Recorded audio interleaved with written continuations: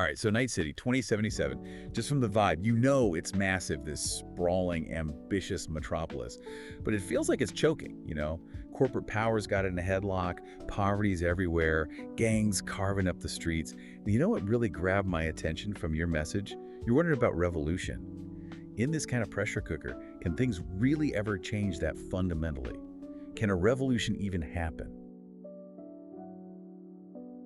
It's our guide to the game's whole world, the setting, the lives people are actually living. It's a deep dive, for sure. And our mission, well, you said it best. Mhm. We're here to figure out if a real, sweeping revolution, an overthrow of everything, is even possible in Night City. Exactly, based on what this booklet tells us. So we Okay. gotta look closely. Who's pulling the strings? What's life actually like for people? And are there any signs, any hints at all that people are organizing, resisting? Let's start with just the state of Night City itself. I mean, the booklet lays it out.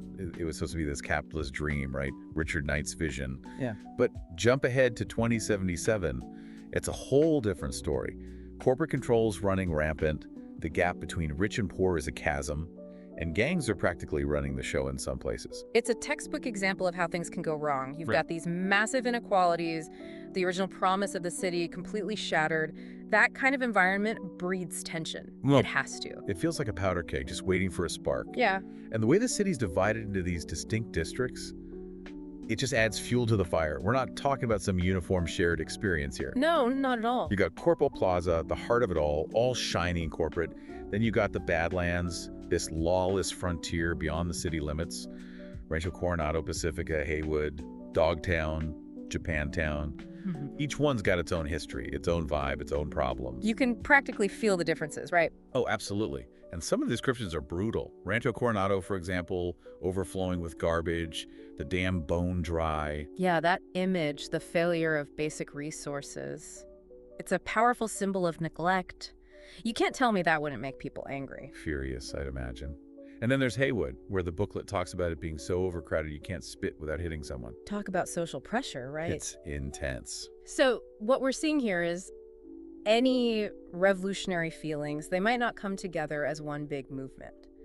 You could have these localized uprisings, each one with its own distinct flavor, driven by the specific problems in each district. A patchwork of revolutions, almost. Exactly. And then there's Dogtown, the deadliest district. The booklet doesn't mince words. It's got its own brutal set of rules that don't even follow Night City's laws. It's almost like its own little state. It feels like a rejection of the entire system. And the description of the longshore stacks, just the grind of daily life there. It's rough. It's a breeding ground for resentment, for sure. When people feel abandoned, oppressed by the system, that's where the desire for change starts to smolder. So let's talk about who actually holds the power in Night City. Because if we're talking about revolution, we got to know who they'd be revolting against. And the booklet's pretty clear. It's the corporations. They control almost every aspect of life. They're the puppet masters, no doubt. And that's where a figure like Johnny Silverhand comes in. Even decades after his death, his anti-corporate message, his hatred for Arasaka, it still resonates. Yeah. Why is that? What is it about his message that speaks to people so strongly, even now? Johnny Silverhand, he's a symbol. He took on the system, even tried to bring down Arasaka Tower. And it's not just history. His digital construct ends up inside V's head, right? Yeah, it's like his spirit lives on, ready to inspire a new generation. Right. He represents this idea that you can fight back, even against impossible odds. His defiance, that's the spark. Speaking of fighting back, the NCPD, the Night City Police Department, they don't exactly come across as a formidable force. Understaffed, ineffective. It almost feels like they're barely holding on. They're overwhelmed, for sure. And that's got to be a major weakness in the system. If the people supposed to uphold the law are seen as weak or corrupt, wouldn't that make it easier for organized resistance to take root? Oh, absolutely. A weak police force creates a vacuum, and someone's always ready to fill it. People lose faith in the system. They start looking for other solutions, and that's where things can get really interesting. And it's not just the corporations and the struggling police. There are other power players, too. You've got Hansen in Dogtown, for example. He's not some corporate CEO. He's built his own empire through smuggling and just brute force. It's like a whole different flavor of authoritarian control. He's a great example of what can happen when the official authorities lose their grip. Alternative power structures emerge, and they're often just as bad, if not worse. It makes you wonder, Would a revolution in Night City be about dismantling all forms of power, or would it just be swapping one set of rulers for another? It's a good question. And then there are the giants, the megacorporations like Arasaka and Militech. The booklet even mentions Rosalind Myers, former CEO of Militech, now the president of the NUSA.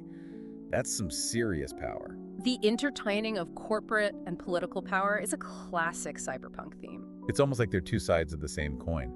And then there's Adam Smasher, this legendary enforcer, the boogeyman of the anti-corporate movement. He's like a walking symbol of how far these corporations are willing to go to protect their interests. Absolutely. He represents their ruthlessness, their willingness to use extreme force.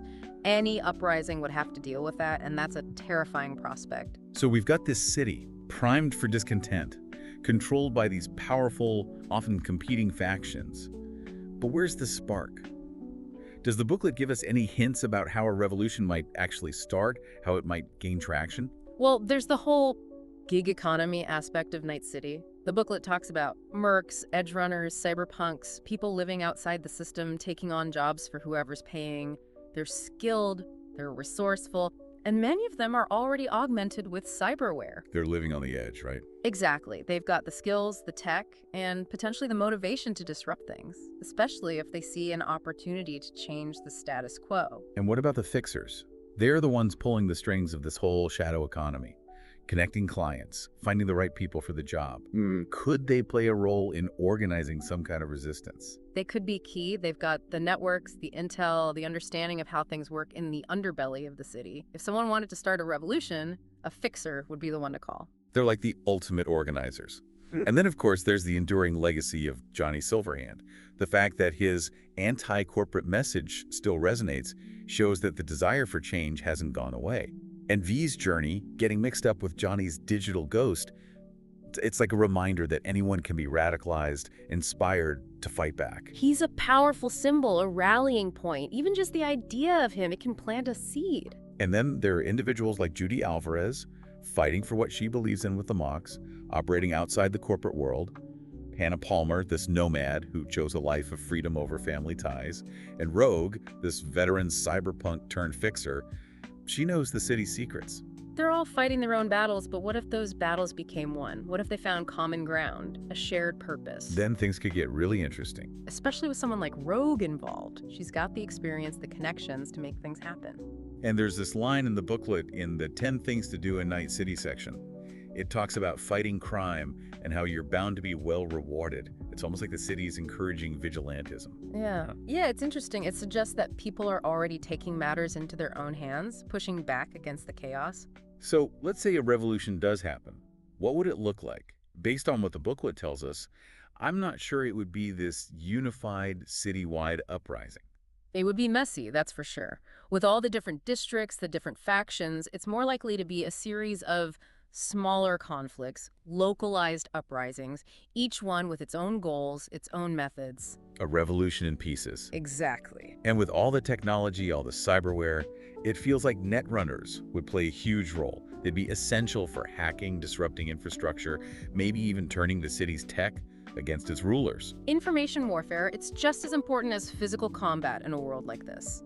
Netrunners would be the key to controlling the flow of information, to turning the digital tide. And we can't forget about all the guns, all the vehicles. The booklet makes it clear that violence is a part of life in Night City. Any revolution would be bloody, no doubt about it. And with the mercenaries, the gangs, the sheer amount of firepower already out there, it wouldn't be pretty. It would be a whole different kind of urban warfare. One thing the booklet doesn't really touch on is what kind of government might emerge if a revolution was successful. Would it be communist, democratic, something else entirely? It's a huge question, and we just don't have the answers. It could be anything from a more decentralized system where each district has more autonomy to a new set of rulers or even complete anarchy. It's all speculation at this point. And then, of course, there's Arasaka and Militech. Yeah. They wouldn't just sit back and watch their power crumble. They'd fight back with everything they've got. They've got the resources, the manpower, the technology to crush any serious threat.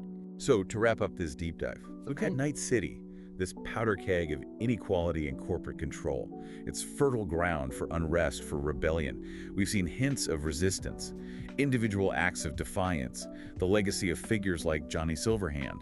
all pointing towards the possibility of real change. The ingredients are all there, but whether those ingredients ever come together to create a full-blown revolution, that's the big unknown. So for you, our listener, here's something to think about.